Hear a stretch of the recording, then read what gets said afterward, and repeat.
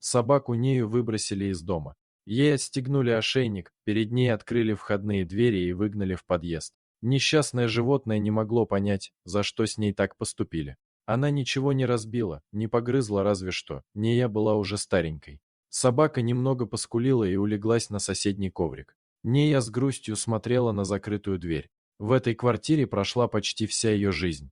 Сюда ее принесла хозяйка, когда она была еще щенком. В этой квартире Нея несколько раз ощенилась. А теперь ее не пускают. Потом хозяйка вышла с багажом, собака встала на лапы, но женщина прошла мимо, делая вид, что она не видит животное.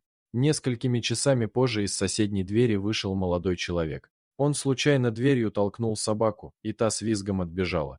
«Эй, не бойся», — сказал Даня, — «ты что, потерялась? Давай позвоним в твою квартиру, обрадуем хозяйку». Он долго звонил, однако никто дверь ему не открыл. Тогда Даня позвонил в еще одну квартиру, которая была на их этаже. Ему открыла пожилая дама.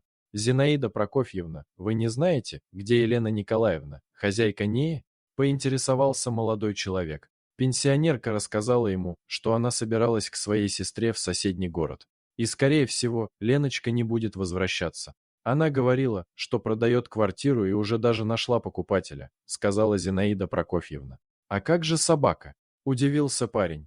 Дама только пожала плечами и закрыла двери.